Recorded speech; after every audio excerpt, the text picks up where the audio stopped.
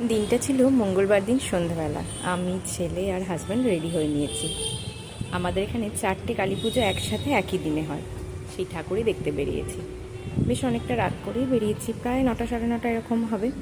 চারিদিকে যেরকম হারে বক্স বাজে সেরকম লাইটিং করে, বেশ ভালো লাগে। যত বছর এগোচ্ছে আরও যেন পুজোর ধুমধাম বেড়ে যাচ্ছে।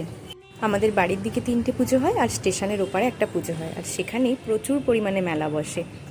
এত দোকান পাশারি বসে, মাটির জিনিস, বাচ্চাদের খেলনা, নানান ধরনের, মানে সে দেখে গুনে আর শেষ করা যাবে না। বাচ্চাদের নিয়ে গেলে কোনটা ছেড়ে যে কোনটা কিনবে, বা আমরা বড়রাও যদি কিছু ভালো লাগে কোনটা ছেড়ে কোনটা কিনবো সেটাই ঠিক করতে পারি না। প্রচুর মেলা বসে, আর 4টে পুজোতেই এত ধুমধাম হয়। আমি তো মাঝে মাঝে ভাবি এত লোকজন আসে কোথা থেকে।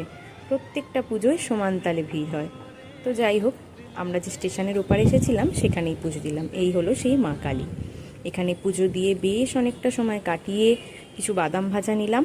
ছেলে খেলনা বায়না করছিল, কিন্তু আর বেশি দেখলাম বায়না করেনি, তাই আর সেইভাবে কিনে দিইনি। আর সব ধরনের খেলনা ওর বাড়িতে আছে।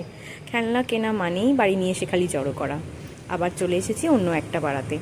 এখানে প্রচুর লাইটিংটা বেশ ভালো হয়। আমি, ছেলে আর হাজবেন্ড, আর তার সাথে দেখা হয়ে গেল আমার এক দিদিভাইদের সাথে। সবাই মিলে মজা করতে করতে ঠাকুর দেখতে যাচ্ছি।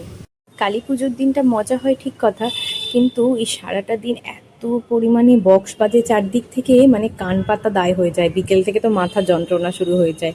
এটাই যে একটা সমস্যা, না হলে কিন্তু সারাটা দিন বেশ মজা হয়। কিন্তু এখনকার তো কেউ কারো কথা শুনবে না, বক্স বাজানো কম করতে বললেও সেটাও কেউ শুনবে না। একদিনের পুজো বললে আবার নানান ধরনের কথা বলবে। আমার ছেলে তো এই মণ্ডপে নিজেই নাচতে শুরু করে দিয়েছে। তার তো আবার আবভাব একটু বড়দের মতো, যেখানে এই গান চলুক না কেন তার ভীষণ মজা। এখন ঠাকুর দেখতে বেরিয়েছে রাত জেগে, কিছুতেই তাকে বাড়ি আনা যাবে না। আরও 2-1টা ঠাকুর দেখবে এখন, তারপর। কিন্তু ওর বাবার হঠাৎ করে একটা কাজ পড়াতে আর 2টো ঠাকুর আমরা দেখতে যেতে পারিনি। এখানেই বেশ অনেকটা সময় কাটিয়ে তারপর তাকে সেখান থেকে বাড়ি আনানো। যাই হোক, কালী পুজোর দিনটা কিন্তু আমাদের বেশ মজায় কাটলো। সামনে আরও অনেকগুলো দিন মজার হয়ে আছে।